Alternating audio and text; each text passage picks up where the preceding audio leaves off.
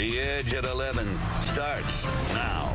Tonight on The Edge, an overnight winter storm will make for a slick morning commute for most of the Metro Detroit area. Schools are already closing in anticipation of the dangerous conditions. Let's get right to the man in the know, Captain Rich Luderman. Rich, what are we looking at here? Roop Taryn, you can see this expanding area of wintry mix. We're talking about snow, sleet, and some ice from central Indiana north into extreme southern Michigan. Starting now to get into Jackson and Ann Arbor. There's been a lot of ice down around Dayton and Cincinnati. We'll zoom in further, and you can see a lot of colors tonight, and that's indicative of that mix. How about some live pictures downtown? Pretty quiet there, but it's been cold all day. 26 degrees.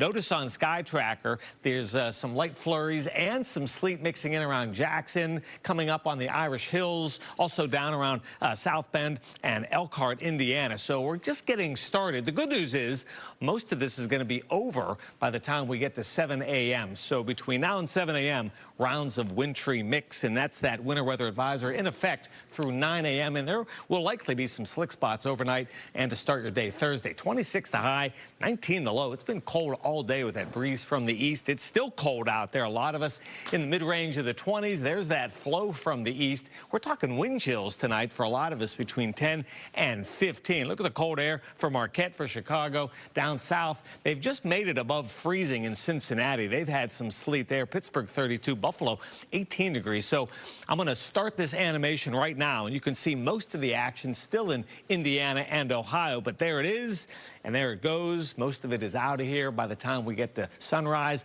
but it's a colder pattern. There's no warm-up to show you in the 7-day. In fact, we will likely see a round of snow late in the day on Saturday. For the rest of tonight, winter weather advisory kicks in. There'll be periods of a light wintry mix. Watch out for slick spots. 24 for the overnight low, back up to 39 tomorrow. So it's going to start out cold and wintry, but by the end of the day, we'll be close to 40 degrees with a breeze. And then check out that 7-day forecast. Some snow late in the day on Saturday, into Saturday evening, perhaps a couple of inches. No warm-up next week. Remember, you can always get the latest forecast. You can check the radar out. It's right there for you on the Fox 2 Weather app. You can download it for free in the App Store or in Google Play. Roop Taryn, over to you.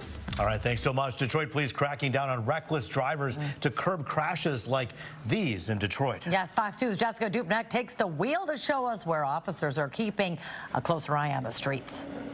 DPD is not playing around. They're unleashing extra patrols, looking for people breaking traffic laws, especially aggressive drivers, to try and prevent road rage situations.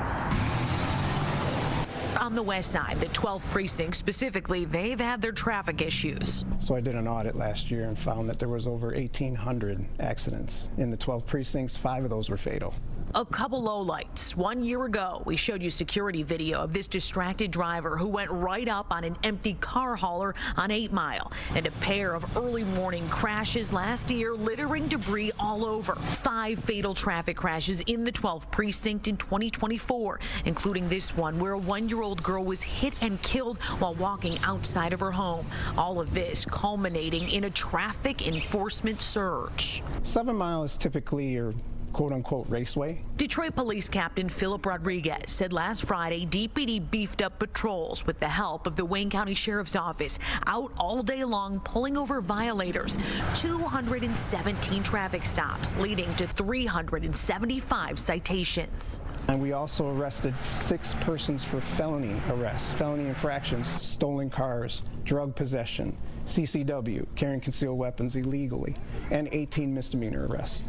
Captain says traffic stops can lead to other serious crime, just like they saw during this blitz. The guns that you take off the street that are being carried illegally will save someone's life. Including their officers, who the captain says put their lives on the line every day.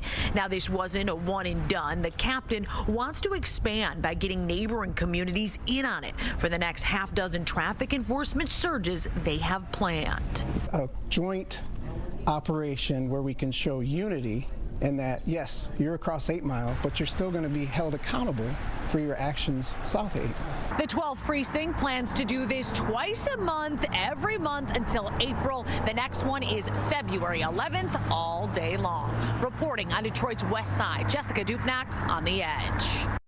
A horrific update to a story we first brought you in November. That's when Fox News' Jessica Dupnack broke the news that a small body was found buried in a shallow grave in the backyard of a home in Detroit on the city's west side. And now we've learned the body was a 9-year-old boy. And today his own mother was charged with his murder.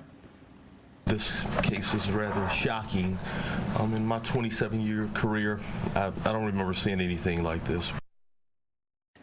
We're told the murder of Zamar King III actually took place in October. His remains were found a month later by a landlord who was fixing up their property. The medical examiner determined the child was smothered. It's alleged that she purchased a shovel. She bound him by tying his hands and feet together and dug a hole in the background of the house on Whittingham, where she had been living for a short time. 41-year-old Brandy Pierce was tracked down near Atlanta last month, where she's facing a felony charge of child cruelty for abusing another child. She's expected to be extradited back to Detroit very soon. A horrifying house fire claiming the life of 3 children in West Bloomfield. And now the community is working to help the parents lay their kids to rest. Fox News' Dave Kinchin explains how you can help. It's something you can't just imagine. It's hard to imagine. Busola Zanu's heart bleeds for her co-worker, a fellow nurse who lost her 3 kids in this horrific house fire on Pembury Lane in West Bloomfield this past weekend. She organized this GoFundMe page showing the young lives lost. Hannah, a 17-year-old girl, along with Jeremiah and Jacob, 2 boys ages 15 and 12 who were unable to get out of the house during the blaze. Zanu says the mood is heavy at the office where the mother works. I walk around, everybody's kind of gloomy.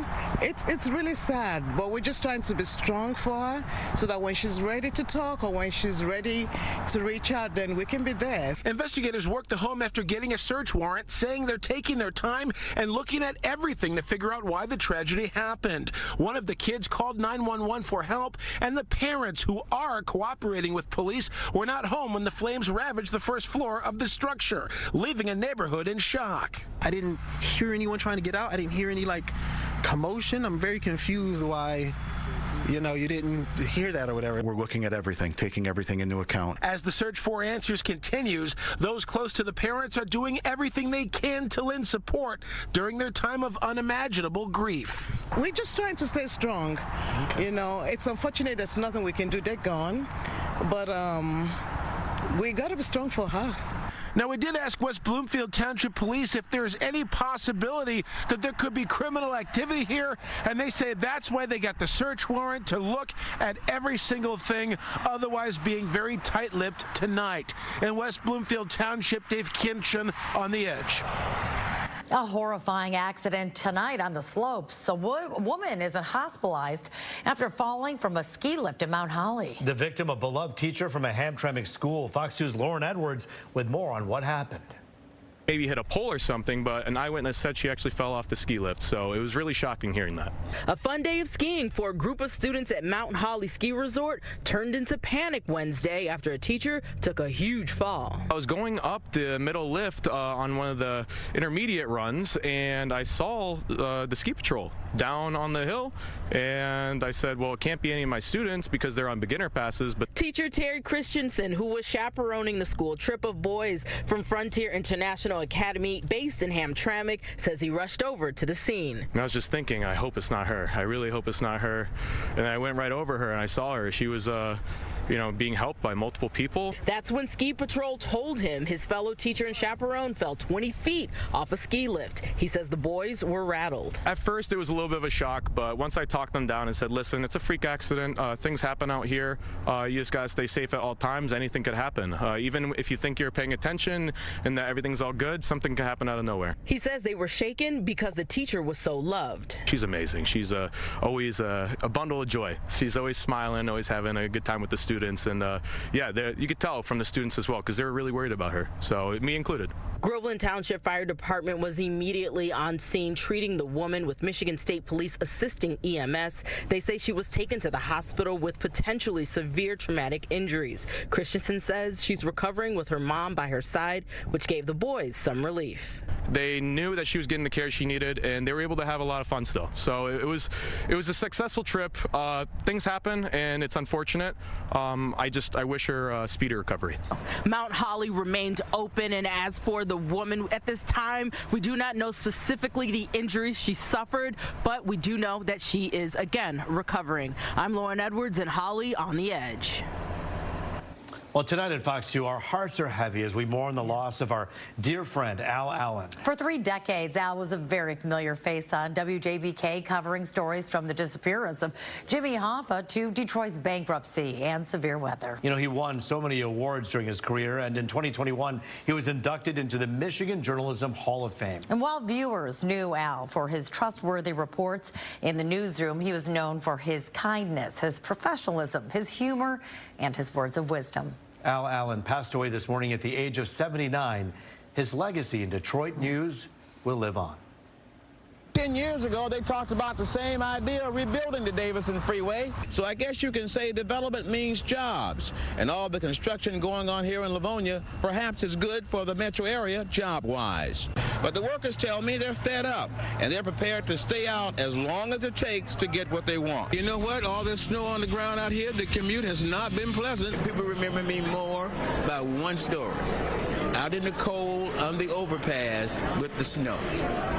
All the other stuff I did, no. That wonderful, warm sense of humor that he always seemed to bring with him whenever he was reporting, no matter what the weather conditions were, no matter what the situations were, there was just that sense of it's okay, I'm Al Allen. They want these punchkis. You got the accordion playing out there, people walking out with boxes of punchkis.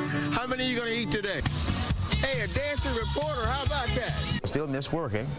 And I guess it'll take a long time before I get adjusted to that. There's a coloring book inside the mayor's office entitled, What Does a Mayor Do? Well, besides ribbon cutting and groundbreaking ceremonies, the most important job a mayor has is solving problems. Over the years, somebody, somewhere, somehow appreciated what you did. I think he just left a legacy that when you watched Al, you believe you were getting an honest report. You believe that what he was telling you was the truth. It's the wrong thing to say, but it's the right thing when you ask the question to people that put you in office, why would you do that for a few $1,000s? They would say, why did they let that guy go out there like that? You know, what about the younger ones? Nobody else wanted to do it. You know, nobody else wanted to get up early in the morning, like 1, 2, or 3 o'clock, and get out there in bad weather. So we did it. He made you feel at home, like it was your neighborhood, like it was your town. Now people are looking like I'm crazy. I think that's enough, Rick. I just stood up there and looked cute. From the Northeast Side, Al Allen, Channel 2 Eyewitness News. From Hamtramck, Al Allen, Fox 2 News.